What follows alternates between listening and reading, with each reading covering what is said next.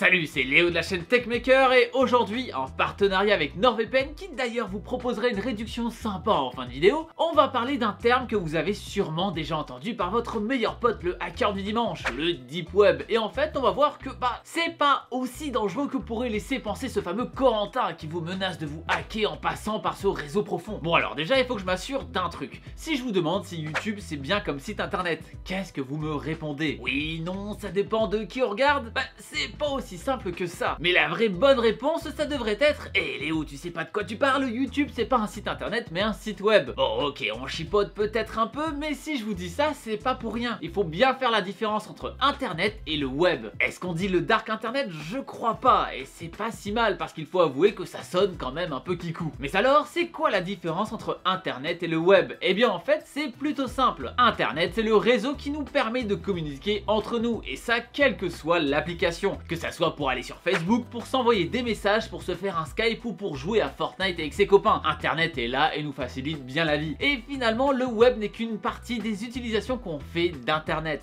Dans tous les exemples que je viens de citer, il n'y a en fait que le Slack sur Facebook qui est une utilisation du web, et peut-être la limite des messages selon par où est-ce que vous passez. Le web, c'est tous les sites sur lesquels vous allez au quotidien. Le nom web n'a d'ailleurs pas été choisi au hasard. Web en anglais ça veut dire toile. Et ce nom a été choisi car il symbolise les interconnexions entre les différentes pages et entre les différents sites. Et c'est aussi pour ça qu'on parle de liens par ailleurs. Bon alors maintenant que la différence est claire, on doit pouvoir éliminer pas mal de possibilités autour de ces deux noms, que sont le Deep Web et le Dark Web. Mais oui, maintenant qu'on sait que ça concerne le web en particulier et pas tout internet, on connaît donc la moitié de chacun de ces mots. Mais alors pourquoi Deep et Dark? Et donc aujourd'hui on va commencer par parler du Deep Web. Et d'ailleurs on va parler que de celui-là dans cette vidéo, car il y a des milliers de choses à dire sur chacun d'entre eux tellement ils sont différents. Et il faut dire que la plupart des bêtises qu'on entend concernant ces deux termes n'aident pas à rendre tout ça plus clair. En effet, il est courant que même dans la presse, ces noms soient utilisés à tort et à travers. Deep Web, j'imagine que c'est un mot un peu plus cool que Dark Web dans certaines situations, et donc Corentin, lorsqu'il essaie de choper Capucine, il doit lui dire: ouais, t'as vu, moi je vais sur le Deep Web, je suis un peu un fifou, tu sais. Sauf que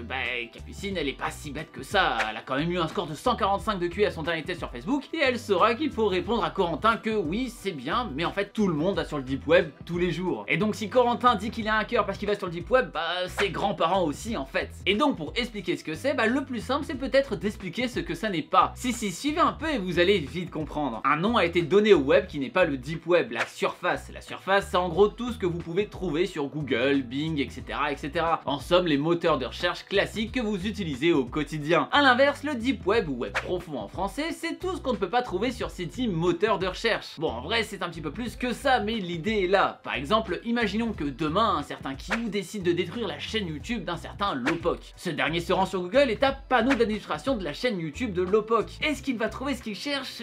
Non. Et pourquoi? Simplement car cette fameuse page fait en fait partie du Deep Web. En fait, toutes les pages dont le contenu principal va être différent en fonction de l'utilisateur font partie de ce fameux Deep Web. Si on reprend l'exemple de tout à l'heure avec Facebook, oui, on trouve Facebook sur Google, mais l'extrême majorité des pages du site Facebook ne sont pas référencées. Si on va sur le premier lien qu'on trouve quand on cherche Facebook sur Google, on va tomber sur la page d'accueil. Mais cette page ne sera pas la même en fonction de qui va dessus. Si vous, de votre côté, vous y allez, vous verrez votre fil d'actu rempli de photos de fêtes auxquelles vous n'avez pas été invité et d'images à la tag un pote et s'il répond dans les 30 secondes, il te doit un McDo. Et avec peut-être de temps en temps une pépite où vous verrez la fille sur qui vous êtes en crush total mais à qui vous n'osez pas parler. Si quelqu'un d'autre va sur cette même page, il ne verra sûrement pas la même chose. Et si c'est quelqu'un qui n'a pas de compte Facebook, il verra encore autre chose. Finalement, cette page de login ferait peut-être partie de la surface étant donné que son contenu ne varie pas en fonction de qui la regarde. Oui, si vous y êtes, c'est que vous n'êtes pas connecté. Bon, en vrai, la limite est parfois un peu floue comme vous venez de le voir, et en même temps, dans le cas de Facebook, la page de login a la même adresse que la page du feed pour quelqu'un de connecté. Enfin bref, vous avez compris que c'est toujours assez compliqué de voir la différence entre de la surface et du Deep Web. Et donc le Deep Web regroupe toutes les pages qui ne sont pas accessibles sans login, toutes les pages qui vont être modifiées dynamiquement selon qui y accède, mais aussi toutes les pages dont l'auteur a demandé à ce qu'elles ne soient pas indexées par les moteurs de recherche. Ça peut même s'appliquer au site complet, et ça n'est pas compliqué à faire, il suffit de laisser un fichier avec un nom particulier à la racine du site, qui sera lu par les robots des moteurs de recherche lorsqu'ils arriveront sur le dit site, et qui leur donnera des instructions. Ce fichier, comme il s'adresse à des robots, a pris le nom très original de robot.txt.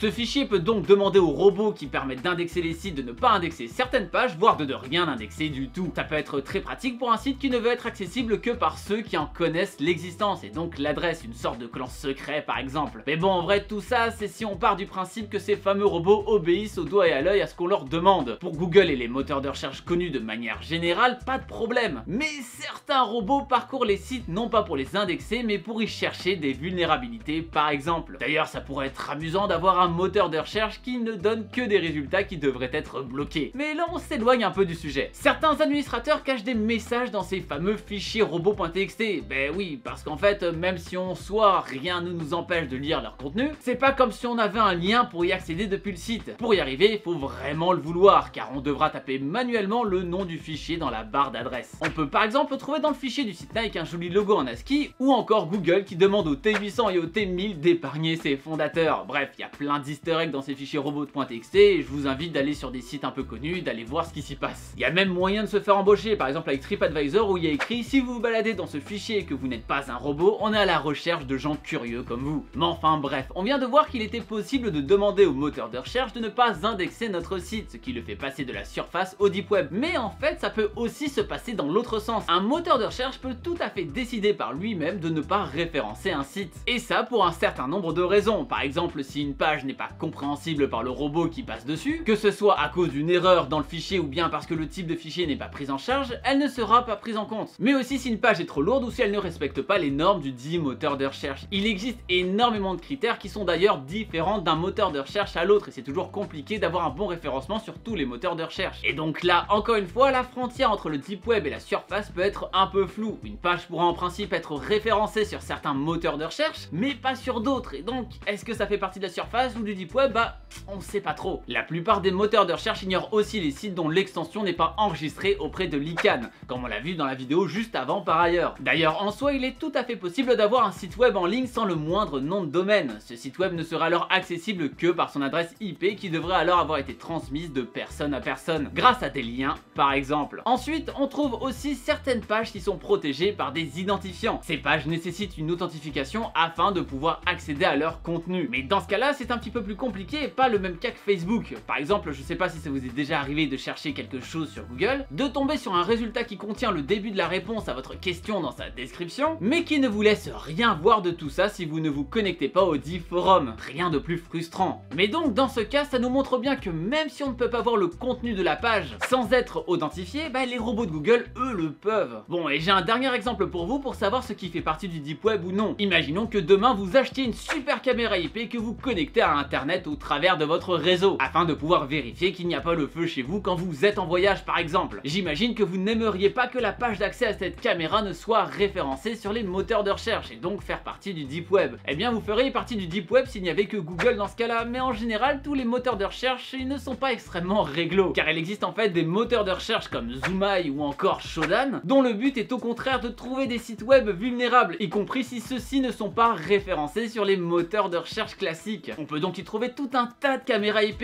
mais là vous devriez vous dire, ok, mais qu'est-ce que ça change? Il n'y a pas un mot de passe sur ce genre de choses? Ben si, mais le truc c'est que comme beaucoup d'autres choses, bien trop de gens ont juste la flemme et ils laissent les mots de passe par défaut sur ces caméras. Le fameux admin ou alors admin password, ces trucs là. Et c'est comme ça qu'on peut se retrouver avec de parfaits inconnus en train de vous regarder à votre insu chez vous. D'ailleurs, si c'est votre cas, j'avais fait une vidéo il y a quelques temps sur les mots de passe que je mets juste ici et je vous conseille réellement d'en changer. Bon, je pense que maintenant on a bien compris que le deep web n'a rien de particulièrement excitant et que finalement c'est pas forcément du contenu dangereux à tous les coins de rue, mais simplement des pages qui ne sont pas trouvables sur Google. Mais est-ce que ça veut dire que l'internet il est tout gentil tout soyeux? Faut peut-être pas déconner non plus, car la prochaine fois on parlera d'une partie encore plus profonde, le dark web. Mais ça bah va falloir spammer les pouces bleus sous la vidéo pour que ça arrive. Bon en vrai ça arrivera quand même, mais ça aide toujours la chaîne et ça coûte rien. Merci à NordVPN d'avoir sponsorisé cette vidéo. NordVPN propose un VPN, logique vu le nom, qui va donc vous permettre de sécuriser votre connexion internet en passant par un serveur distant. Et lorsqu'on va fouiller le dark web dans la prochaine vidéo de cette série, ça va être très important de sécuriser tout ça. L'avantage d'un VPN va donc être de pouvoir être totalement anonyme, car vous ne vous connectez plus directement aux différents sites web que vous allez visiter, mais à la place avec le VPN qui va vous servir de passerelle. Du coup, du point de vue du site web, impossible de savoir qui envoie les requêtes. Tout ce qu'il voit, c'est l'adresse IP du serveur du VPN en question. Et tout ça, c'est sans compter sur le fait que tout ce qui se passe entre vous et le VPN est chiffré. Donc pas de risque de vous vous faire piquer des données quand vous êtes connecté sur le Wi-Fi du McDo. Un autre intérêt aussi peut être le contournement de restrictions liées au pays. Ben oui, si vous voulez accéder à un site qui n'est accessible que depuis les États-Unis d'Amérique, il vous suffit de sélectionner un serveur VPN situé là-bas et le site web n'y verra que du feu. Et ça fonctionne aussi dans l'autre sens si c'est votre pays qui bloque l'accès à certains services. Comme c'est par exemple le cas en Chine, eh bien vous pourrez contourner tout ça grâce au chiffrement de la connexion entre le serveur VPN utilisé qui sera en dehors de la Chine et vous. Ça m'a d'ailleurs bien aidé lors de mon voyage en Chine il y a de cela quelques mois où dans cette contrée il est impossible d'accéder aux services de Google ainsi qu'aux réseaux sociaux, que ce soit Twitter, Instagram, Facebook, bref, impossible. Et croyez-moi, vivre sans les vidéos de chat qu'on trouve sur YouTube, c'est quand même très compliqué. Il y a énormément d'intérêt à avoir un VPN, même pour une utilisation classique de tous les jours, vu que de manière générale, vous n'êtes pas limité dans votre connexion avec les payants. Et par ailleurs, évitez les gratuits. En général, vous mettez votre sécurité entre les mains d'une entreprise, donc les mettre entre les mains d'un VPN gratuit qui aura plus de chances de revendre vos données personnelles, moi je suis pas sûr que ce soit une bonne idée. Bref, en ce moment, il y a même une offre qui permet de profiter de ce dernier à moins 75% si on paie directement 3 ans pour le service, ce qui donne un prix de 2,62 € par mois. Et un VPN, c'est toujours pratique à avoir avec soi. Si ça vous botte, je vous mets le lien dans la description avec le code Léo qui vous donne aussi accès à un mois gratuit. Et si vous voulez juste tester, vous pouvez être remboursé dans les 30 jours, donc vous pourrez facilement vous faire une idée. Merci d'avoir regardé la vidéo. Si elle vous a plu, vous connaissez la chanson, le pouce bleu pour m'aider à faire connaître mon travail, et n'hésitez pas à me suivre sur les réseaux sociaux. Partagez la vidéo un maximum pour que les gens arrêtent de faire l'amalgame entre le deep web et le dark web. Et bien sûr, si ce n'est pas déjà fait, abonnez-vous à la chaîne en cliquant sur le logo qui vient d'apparaître juste là. C'était Léo de la chaîne Techmaker et surtout,